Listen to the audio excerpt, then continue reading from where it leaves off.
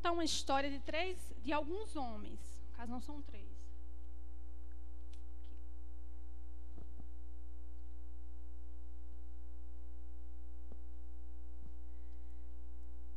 Amém? Todos abriram?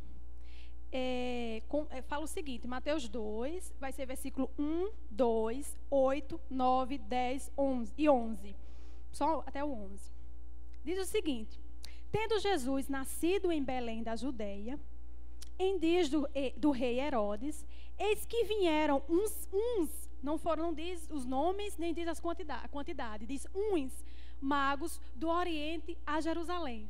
E perguntaram: onde está o recém-nascido, rei dos judeus? Porque vimos a sua estrela no Oriente e viemos para adorá-lo. Continuando no versículo 3. Tendo ouvido isto, alarmou-se o rei Herodes e com ele toda a Judeia. Versículo 8. E enviando-os a Belém, disse-lhes, isso o rei Herodes, enviou os magos a Belém. Disse-lhes: ide, informai-vos cuidadosamente a respeito do menino, e quando tiverdes encontrado, avisai-me para que eu também, para eu também ir adorá-lo. Depois de ouvirem o rei, partiram, e eis que a estrela que viram no oriente os precedia, até que chegando, parou sobre onde estava o menino. E vendo eles a estrela, alegraram-se com grande e intenso júbilo. Entrando na casa, viram o menino com Maria, sua mãe. Prostrando-se, o adoraram e abriram os seus tesouros, entregaram-lhe suas ofertas, ouro, incenso e mirra. Amém, vamos orar. Pai, em nome de Jesus, obrigado pela tua palavra. Que essa palavra, Senhor Deus, fale aos nossos corações. Precisamos entender uma coisa, que precisamos te adorar. Tu estás aqui nesse lugar para ser adorado, Senhor Deus, pelo teu povo. Amém.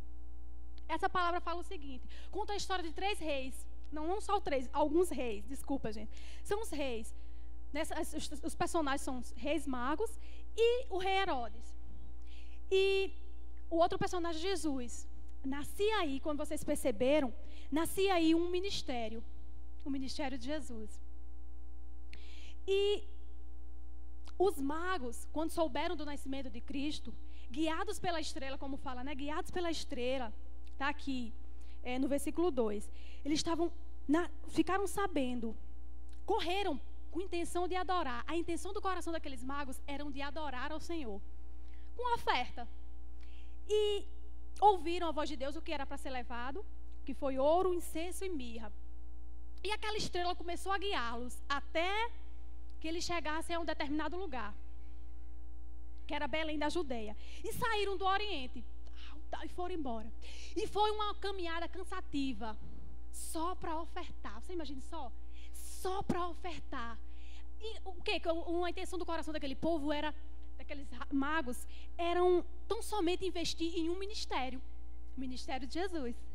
E eles pensaram: eu preciso fazer isso. Eu necessito investir no ministério, que eu acredito, que eu creio, que eu confio. Eles viram Jesus ali, não só um menino pequenininho, mas viram ali um ministério, o ministério de Jesus. O ministério que você faz parte. E um ministério que está aqui nessa terra para salvar a tua família. Não? Amém.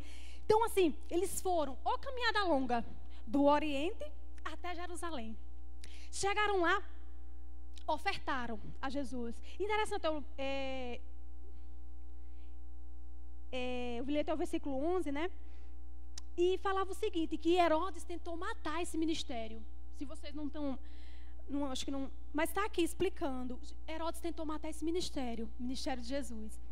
E o que foi que aqui existia, como eu tinha falado para vocês, 3 personagens. Os reis, magos, que eram homens sábios da época, Herodes e Jesus, o ministério. E assim, hoje nós podemos nos colocar como o Herodes ou como os reis magos, que aqui não diz a quantidade, é uns. Nós podemos ser um dos 2 tipos, o que matamos o ministério ou o que investimos no ministério. E assim, foi muito interessante, só o finalzinho a gente vai rever, que eles caminharam. Muitas vezes, olha a pequena caminhada que você pode fazer, só daqui para o altar. E esses magos, eles fizeram uma caminhada longa, cansativa, com fome, com sede, como eu falei, para ofertar. Que lindo, gente, que lindo.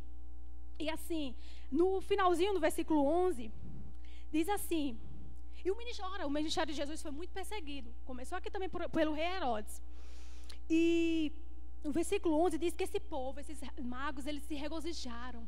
Eles entraram, eles se alegraram por ofertar ao Senhor. Aí você pensa, eu vou ofertar, mas eu não tenho nada para ofertar. Ou eu tenho só 5 centavos. Se esses 5 centavos for o seu melhor, traga no altar que Deus vai lhe honrar. E assim, venha para o altar mesmo como esse povo chegaram. Esses magos chegaram diante do Senhor, diante de Jesus Cristo, diante de um ministério, investindo no ministério que eles acreditavam e confiavam, alegres. Diz assim no versículo 10, eles estavam intensos, diz assim, com grande intensidade de júbilo. Eu acho que eles entraram assim na casa, eu vou ofertar, glória a Deus, eu vou ofertar. Acho que eles entraram desse jeito na casa, de tanta alegria. Sabe o que é ser alegre por ofertar? E assim, nessa noite eu lhe chamo para você se levantar do teu lugar e ofertar ao Senhor com alegria. Sabe por quê? Esse povo, esses magos, eles foram ao Senhor ofertar. Foi o ouro, a mirra e... o ouro, o incenso e a mirra, para falar bem direitinho. O ouro está associado à realeza. Eles não estavam ofertando a qualquer pessoa, não, eles estavam ofertando ao rei dos judeus, a Jesus. E o segundo foi o incenso que trouxeram.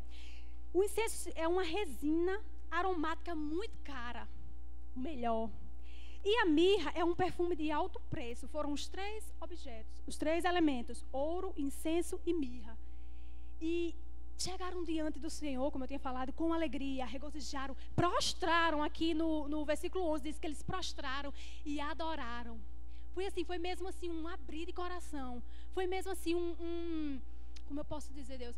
Foi mesmo uma disposição, uma entrega. Está entendendo? Então, amém, que nessa noite você possa se levantar nesse lugar que não é distante, diferente daqueles magos, que foi uma caminhada distante do Oriente até Jerusalém, para ofertar. Que você se levante daí e que assim, ouça de Deus o que é que Deus tem com você hoje. E se levante e tome posição, assim como os 3 tomaram posição, e oferte ao Senhor o que Deus tem pedido a você. Amém?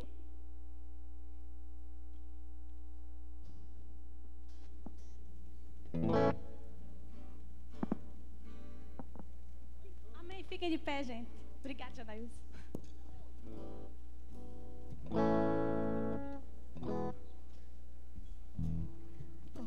Pessoal, separem a sua oferta e tragam ao Senhor. O que você acredita? Você só investe naquilo que você acredita. Um jovem acredita numa faculdade, ele investe. Um jovem acredita no ministério de Jesus, ele vai e faz o quê? Oferta, investe. Eu recebi muito essa palavra no Espírito hoje. Eu só vou investir porque eu acredito. Então, se você acredita, invista. Amém? Pai, no nome de Jesus, te apresento desde já, Senhor, a tua filha, Senhor, Virgínia. Que ela seja a boca do Senhor, Deus, nesta noite. E que a palavra liberada da parte do Senhor, ela possa gerar o fruto necessário na vida de cada um aqui nesta noite. Em nome de Jesus. Amém. Rapaz, eu estava ali, não estava nervosa não, mas chegou aqui, viu? Amém. Antes de começar a palavra, eu quero agradecer primeiramente ao apóstolo Jonas e à apóstola Namara e por Marcos, por confiarem esse púlpito a mim. Para mim é uma honra estar nesse púlpito, um púlpito que já passou por homens e mulheres de Deus tremendas. Então, para mim é uma honra e é um privilégio. Antes de começar a palavra, eu gostaria de orar com vocês. Nesta noite eu quero fazer 2 pedidos ao Senhor. Eu gostaria que vocês fechassem os olhos e orassem comigo. Pai, em nome de Jesus, eu quero te agradecer por esta oportunidade. Te agradecer porque o Senhor está nesse lugar, porque a tua presença é real neste lugar. Senhor, neste momento eu quero te fazer 2 pedidos, ó Pai. O primeiro pedido que eu quero te fazer, Senhor, é que o Senhor envie anjos nesse lugar, anjos de guerra, Senhor, que amarre todo e qualquer demônio que vem trazer engano, que vem trazer dispersão. Em nome de Jesus eu te peço isso. Meu segundo pedido a ti, ó papai, é que o Senhor envie serafins a esse lugar. Deus, eu quero te pedir que para cada ser, cada pessoa que está nesse lugar, o Senhor mande um serafim. Inclusive para aqueles que não querem, porque eu profetizo que no final desta palavra eles vão querer. Que esses serafins estejam apostos, Senhor, nesse lugar, Senhor, para entregar o fogo que essa juventude precisa, Senhor. Em nome de Jesus. Amém. Adoração que toca aos céus. Para mim é uma honra falar sobre adoração, mas também é uma responsabilidade tremenda. Porque, como vocês vão entender hoje, a adoração para mim é a coisa mais importante que existe no reino de Deus. Para mim é. Adoração que toca os céus. O que significa adoração? Do hebraico, se vocês forem olhar o significado de adoração no hebraico, se chama shachá ou shaká. Repita comigo, shaká ou shachá. Significa prostrar-se. No grego, proskúnio. Repita comigo, proskúnio. Significa beijar os pés, render-se.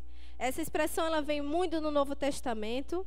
Inclusive naquela passagem de Lucas 7, da mulher do vaso de alabastro, e lá ela se prostra. Então a palavra que está escrita no grego é proskúnio, ela se prostra. Amém? Shaká e proskúnio. Por que eu estou falando isso? Porque hoje muitas pessoas elas não entendem o que é adoração. Elas se convertem, elas conhecem a Jesus, mas elas não entendem o que é adoração. Elas não sabem o que é isso. Talvez elas até pensam que saibam o que é isso. Obrigada, amor. Muitos não entendem o sentido da adoração. Acham às vezes que é um conjunto de práticas ou um conjunto de ritos que você faz, um conjunto de coisas, né? Coisas que você faz para atrair a presença de Deus. Muitos pensam que adoração é isso. Adoração não é isso. Não é apenas isso. Não é apenas isso. Então pergunta para mim, Virgínia, o que é adoração? Vou dizer o que é adoração. Você não adora Deus pelo que Ele faz, antes de tudo. Você não adora Deus pelo que Ele faz. Você adora Deus pelo que Ele é. Independente das coisas estejam dando certo ou errado na sua vida, você adora Deus pelo que Ele é e não pelo que Ele faz por você. Não se está tudo bem, você adora, e se está tudo mal, você não adora. Você adora Deus pelo que Ele é. Então me pergunte de novo, o que é adoração?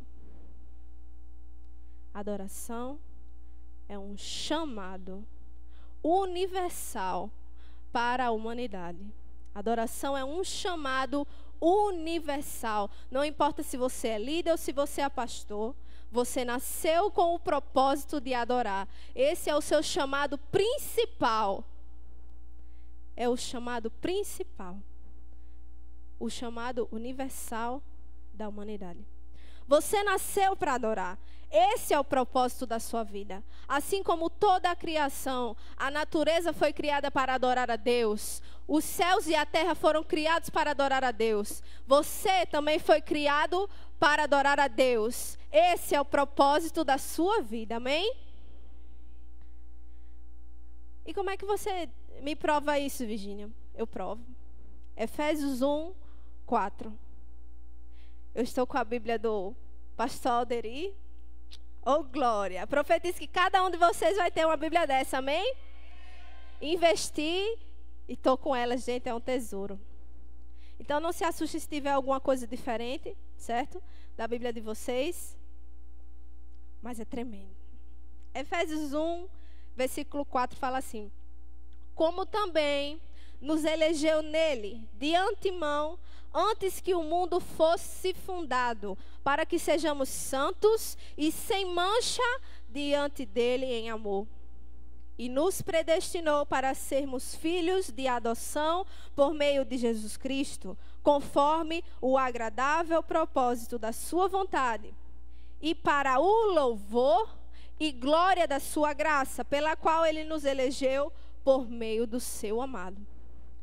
O que Efésios 1:4 está dizendo? Você foi predestinado antes da criação do mundo para adorar a Deus. Você foi predestinado para o louvor e a glória de Deus. Quer outra prova? Quer outra prova? Jeremias 1:5. Antes que eu te formasse no ventre materno, eu te conheci. E antes que saíste do ventre materno, te consagrei. Como um profeta para as nações te constituí. Eu te consagrei antes de você sair do ventre da sua mãe. Eu te consagrei. Aleluia, Jesus. Amém. Você faz parte de um reino grandioso e divide com os anjos o posto de adorador do Rei dos Reis. Você entende a importância do que é isso? Você divide com anjos. Coisas lindas e maravilhosas. Eu nunca vi um anjo, quero ver. Mas você divide com os anjos o posto de adoração do Rei dos Reis. Não é para qualquer um, não. Não é para qualquer um. A sua adoração é o combustível que move o trono de Deus. Você existe para mover o trono de Deus. A Bíblia diz que o trono de Deus ele não se apaga nunca. Ele fumega durante 24 horas. E é a sua adoração que move o trono de Deus. Que faz com que o trono dele esteja sempre reluzente. Esse é o propósito da sua vida. Amém? Para entender melhor isso, eu gostaria rapidamente de reportar vocês a antes da criação, para que vocês possam entender a importância do que é isso. Então, vocês já devem estar pensando mais ou menos do que eu vou falar, né? Eu vou falar de Lúcifer, vou falar de Satanás, né? O querubim luzeiro, antes da criação. Lúcifer, como muitos de vocês já sabem, ele era o responsável pela adoração. Ele foi criado com esse propósito. Ele foi criado por Deus para ser o chefe da adoração, dizemos assim. Deus o fez perfeito. A Bíblia diz em Ezequiel 28:14 que ele andava sobre as pedras afogueadas. Deus fez ele formoso e belo, e ele andava sobre as pedras afogueadas. E ele foi criado para ser o chefe da adoração. Então ele era responsável por tudo isso. Ele estava ali, ó, com Deus. Era grande, não era maior que Deus, mas era grande, era bonito. Provavelmente o mais belo dos anjos, né? Mas a Bíblia diz, rapidamente, né? Eu estou resumindo. Inclusive, muito do que eu aprendi é que eu aprendi com o pastor Alderi Nelson, né? Ele me falou muitas coisas, eu fiquei muito impactada com as coisas que ele falou, mas algumas coisas eu não posso falar aqui, porque se eu falar, vai dar um nó na cabeça de vocês. Então, quem quiser depois me procurar para perguntar algumas coisas, eu posso responder. Mas, resumindo, tem muita coisa que eu não sabia e aprendi com ele, né? A Bíblia diz que Lúcifer pecou. A Bíblia diz em Ezequiel 28:15 que foi achada iniquidade nele. Deus não fez os anjos eleitos. Ele fez os anjos com uma possibilidade de escolher. Isso eu aprendi com o pastor Alderi Nelson também. Ele disse, os anjos, eles não nasceram eleitos. Eles não foram criados eleitos. Por isso que se achou iniquidade no coração de Lúcifer e ele levou terça parte dos anjos, né? Como vocês já sabem. Foi achado iniquidade no coração de Lúcifer por causa da sua grandiosidade. Deus o fez grande por causa disso. Ele pensou, eu vou fazer um trono para mim também. Eu tenho direito a um trono também. Por que eu não posso ter direito a um trono? Por que eu tenho que viver para adorar esse Deus? Vou fazer o meu trono também. Né? Pensou assim. Porque ele era grande. Mas Deus, diga assim, ó. Assim, Deus sabia o que Lúcifer estava fazendo. Ele já sabia dessa artimanha. Já tinha contaminado um terço dos anjos, mas Deus já sabia disso. O que foi que Deus fez? Diga, ele tomou 2 providências. Olha o seu irmão, diga, ele tomou 2 providências. A primeira está em Ezequiel 28, do 15 ao 17. Fala assim, ó. Foste perfeito em teus caminhos, desde o dia em que foste criado, até que se achou iniquidade em ti.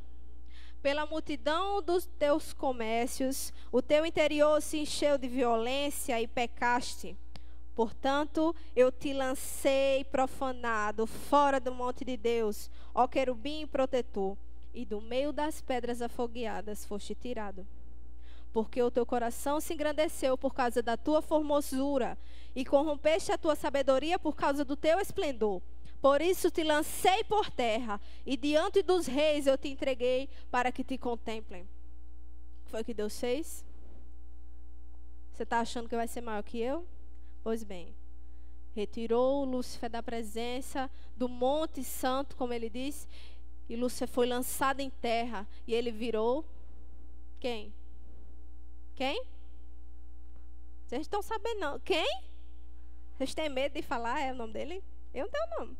Satanás, virou Satanás. O nosso inimigo principal, arqui-inimigo, né? Pois é. Eu disse que ele tomou 2 providências, não foi? A segunda, sabe qual foi? Olha assim para o seu irmão e diga, meu irmão, é aí que você entra. A segunda providência de Deus foi que ele projetou a criação do mundo em um lugar chamado mundo habitável. Esse lugar chamado mundo habitável está lá em Provérbios 8. Eu não vou abrir, mas anotem. Mundo habitável. Esse lugar chamado mundo habitável é como se fosse o laboratório de Deus. Deus, ele é físico, ele é químico, ele sabe todas as leis, ele sabe de tudo. Então, ele estava naquele seu laboratório.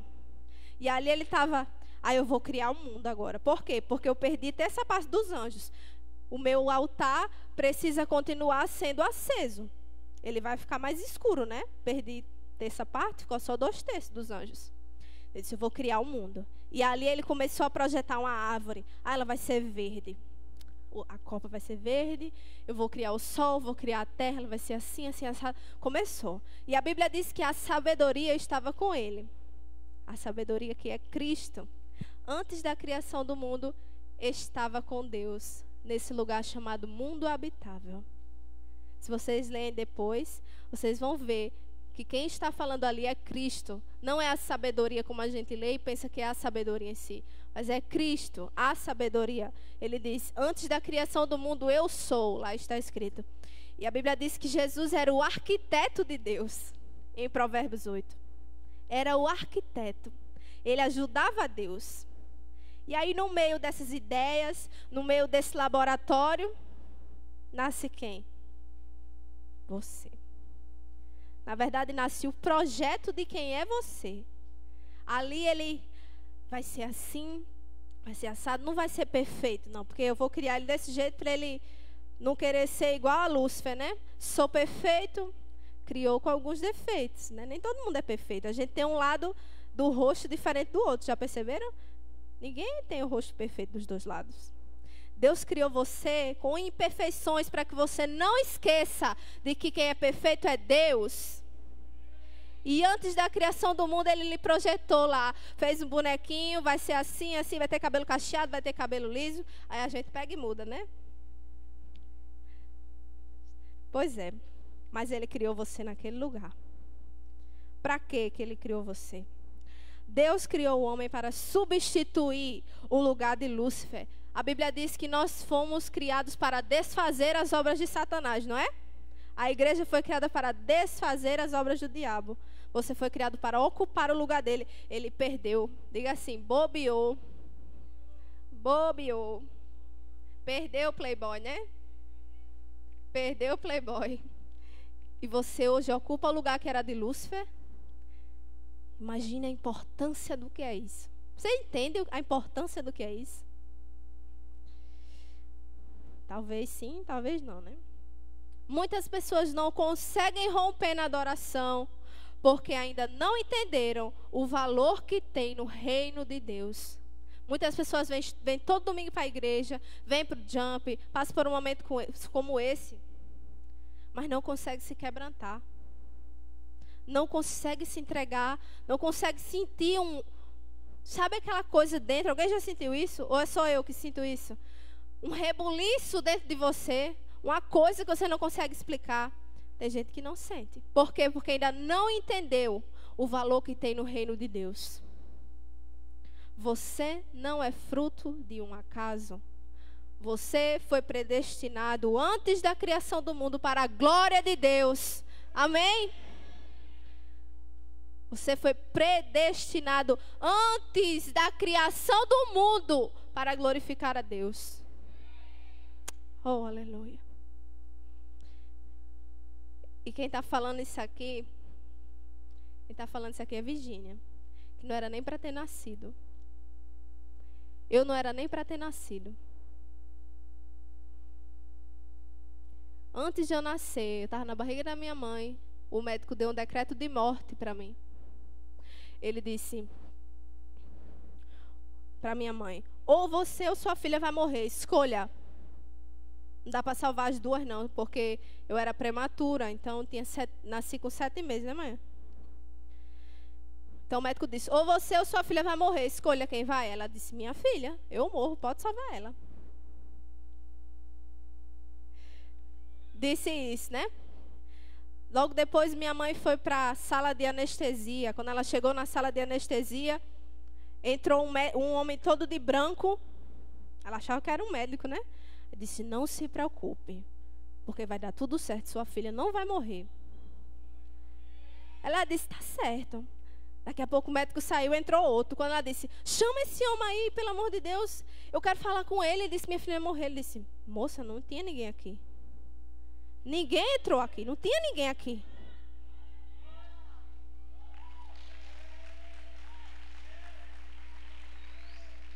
O anjo do Senhor visitou a minha mãe para que hoje eu estivesse aqui. Visitou. Morri? Ela morreu? Não, tá ali, ó, chorando. Oh, glória. Desde o meu nascimento até meus 5 anos de idade, eu sofri de muita asma, tipo asma, né? Com 4 anos eu fiquei num balão de oxigênio entre a vida e a morte, e aí foi o meu segundo decreto. Ela vai morrer, porque ela está quase morrendo. Minha avó fez uma oração por mim, e eu estou aqui, Vivinha da Silva. Porque, como eu disse, eu fui predestinada antes da criação do mundo para adoração. O inimigo não pode roubar. Muitos de vocês passaram por coisas e o diabo tentou roubar, tentou matar seus sonhos. Mas eu quero dizer que você foi predestinado para a glória de Deus. E não importa o que o inimigo tentou, você foi predestinado para um propósito. Entenda isso. Para de brincar com o reino. Toda vez que você quiser brincar com o reino, lembre do seu passado. Lembre de quem você era. Aí você para de brincar com o reino e vai adorar a Deus. Oh, aleluia.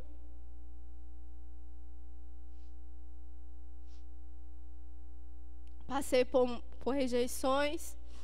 Quem me conhece, talvez alguns de vocês me conheceram quando eu cheguei aqui, nessa igreja. Eu me vestia toda de preto, pintava os olhos de preto, por causa de rejeições e decepções ao longo da minha vida. Me tornei uma pessoa defensiva. Eu não estou dizendo...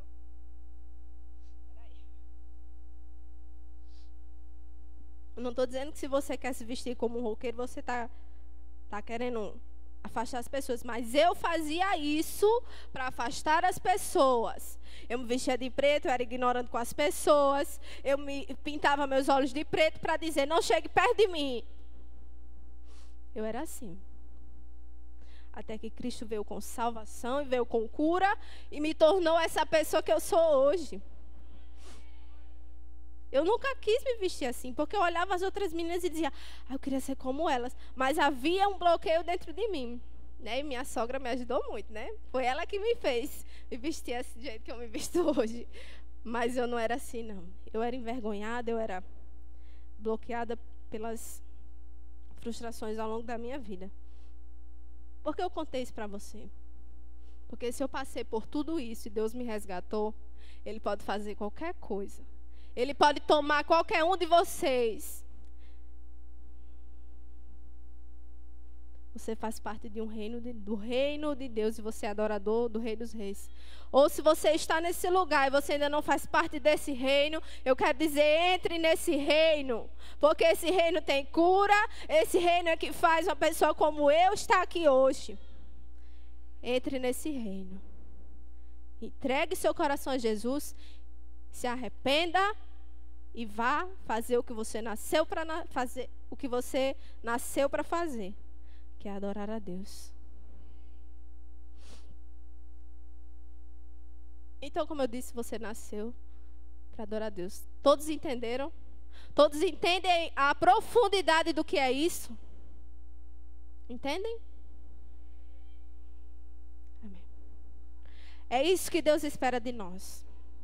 Que cumpramos o nosso propósito. Salmo 150, versículo 6, fala assim: todo aquele que respira, louve ao Senhor. Você respira? Todo mundo respira, porque senão eu estava morto, né? Respira assim, bem fundo. Bem fundo. Respire bem fundo.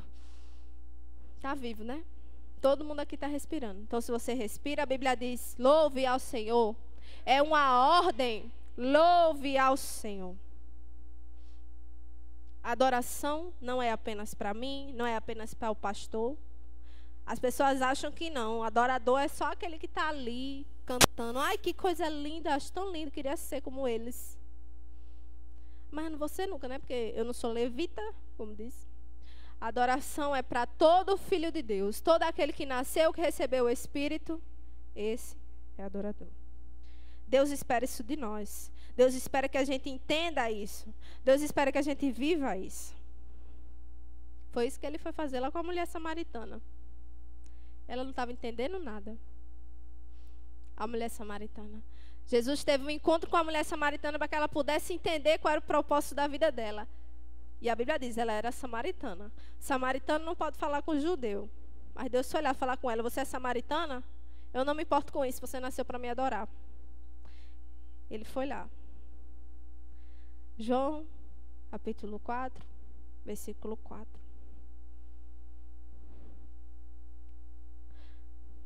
Aí a Bíblia diz no versículo 4, era necessário passar por Samaria. Era necessário, Jesus tinha que passar lá. Ele sabia que ele tinha que passar lá, e ele foi, né?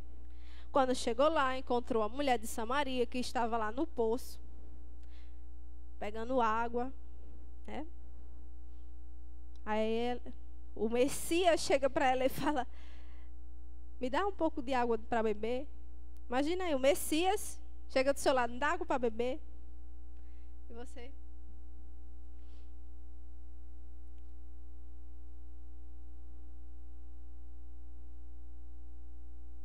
Aí ela fala, como sendo tu judeu, pede de beber a mim, que sou mulher samaritana, porque judeus e samaritanos não têm comunhão entre si.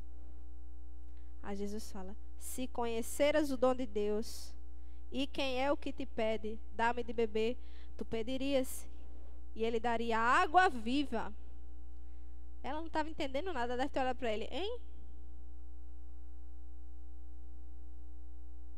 Aí ela, eis porventura maior do que o nosso pai Jacó, que nos deu esse poço, do qual beberam ele, seus filhos e seu gado? Aí ele diz, qualquer que beber destas águas voltará a ter sede, mas aquele que beber da água que eu lhe der, não terá mais sede. Pois a água que eu lhe der se tornará nele uma fonte que sai do interior, jorrando para a vida eterna. Aí ela começa a entender, né? Eu estou falando com o Messias. Ela sentiu dentro dela, ela começou a entender.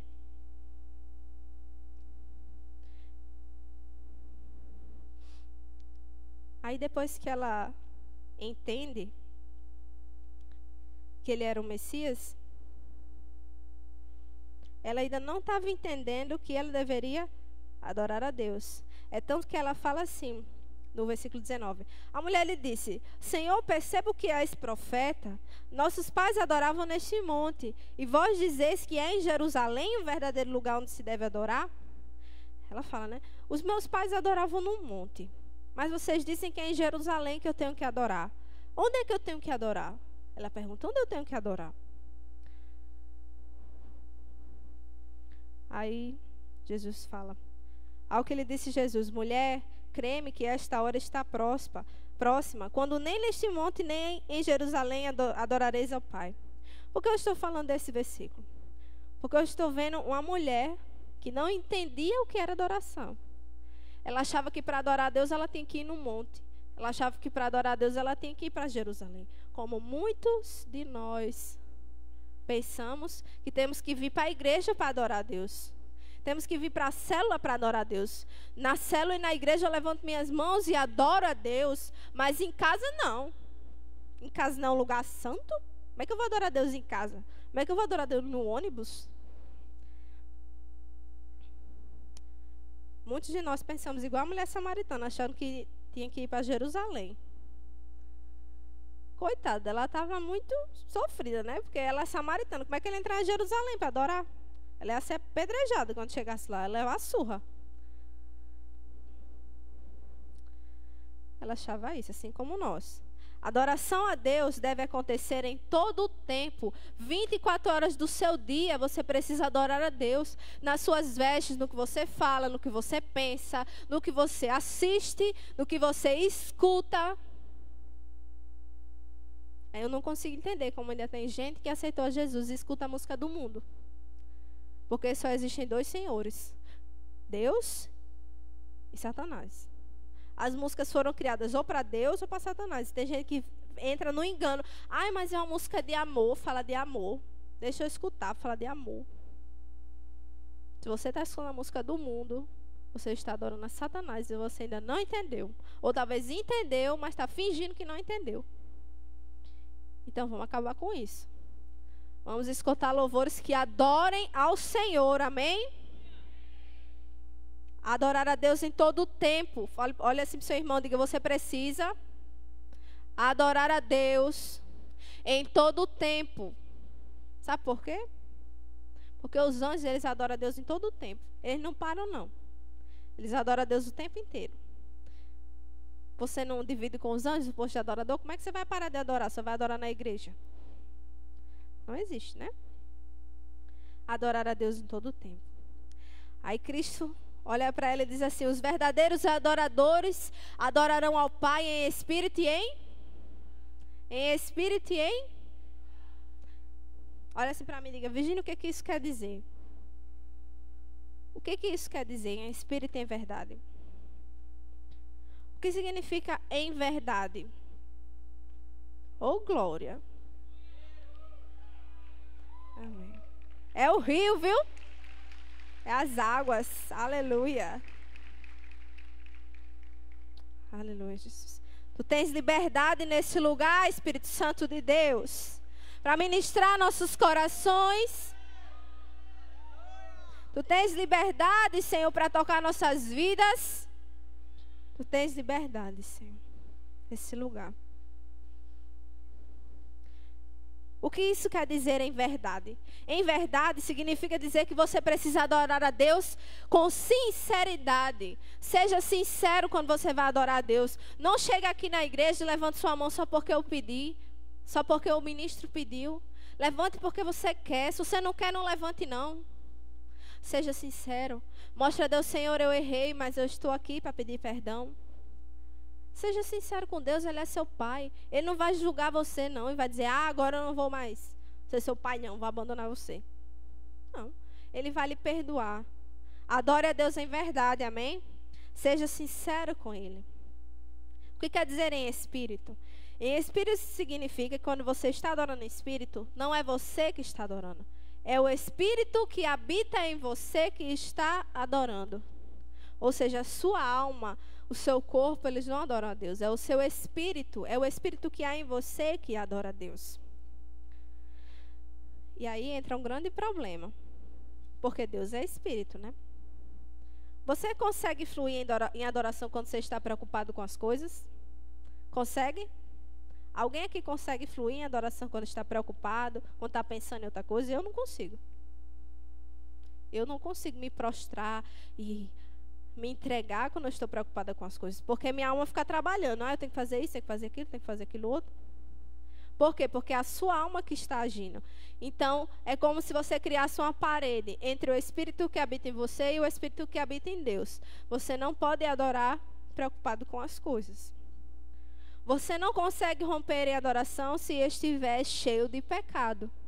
Porque o pecado, ele age na sua alma e no seu corpo.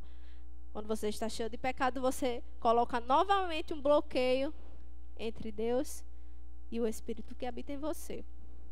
Por isso, é outro motivo, esse é outro motivo que muitas pessoas não conseguem romper em adoração. Elas estão cheias de pecado, talvez nem porque queiram, mas porque estão aprisionadas a uma condição de pecado e por causa disso elas não conseguem romper.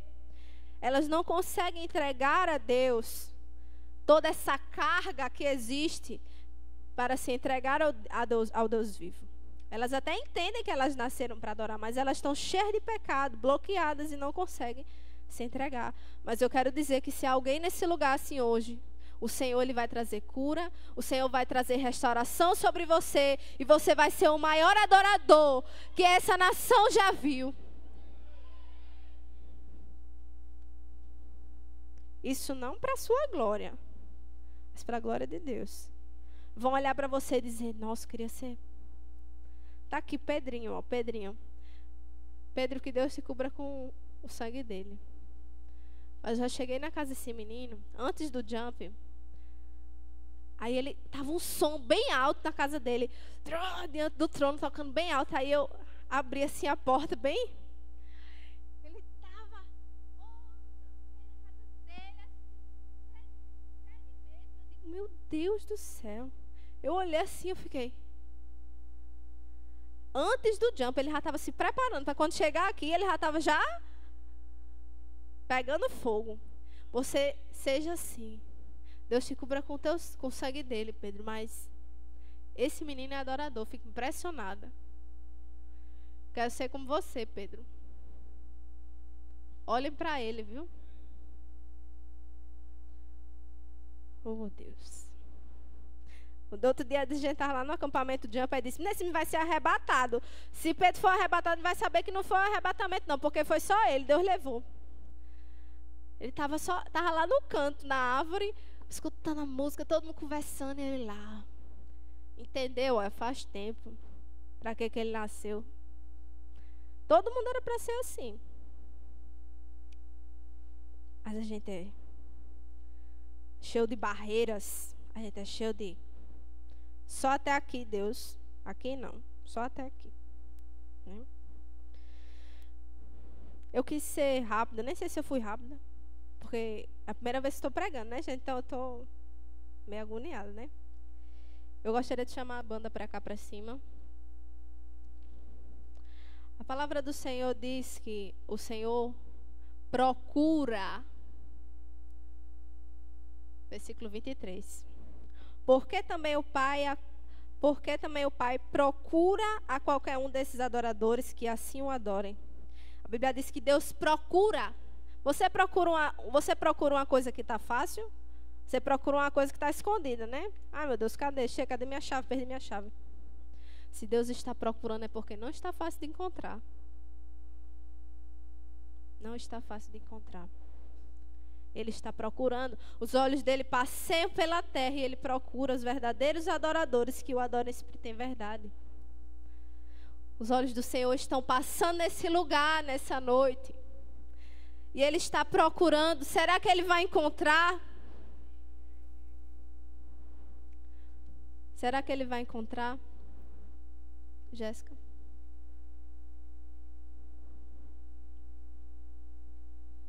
Será que ele vai encontrar?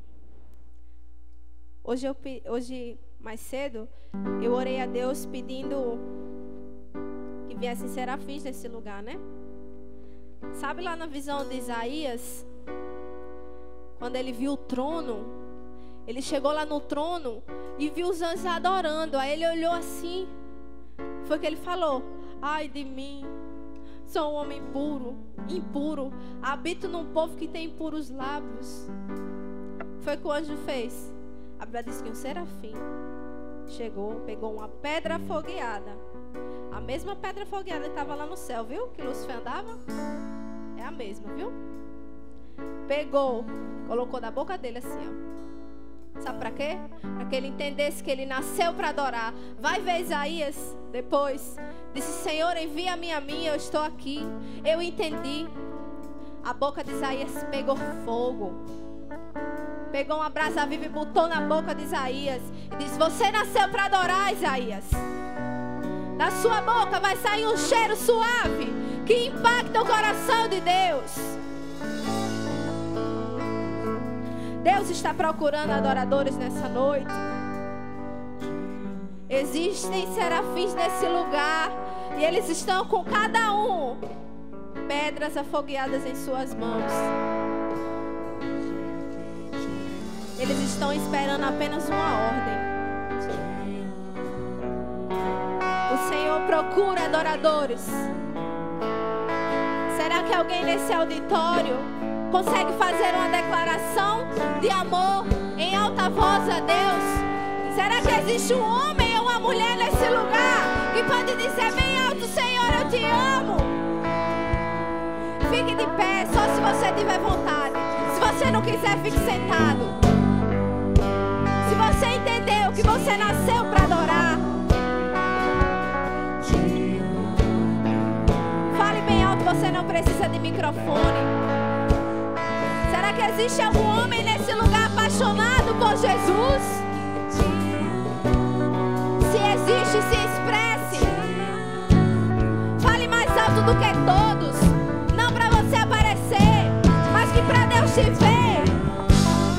Se existe uma mulher apaixonada por Jesus nessa noite aqui, fale bem alto: Senhora.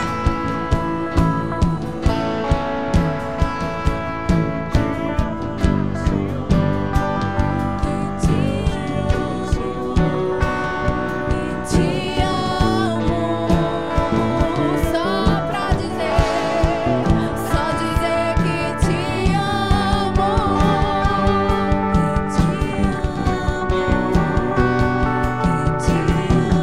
Fale isso bem alto pra Ele: eu te amo, Senhor. Só dizer que te amo.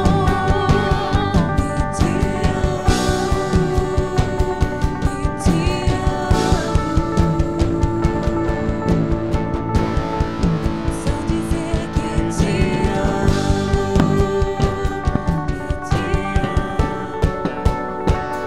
Muitos de vocês ainda estão aí com os olhos abertos, não entendendo nada.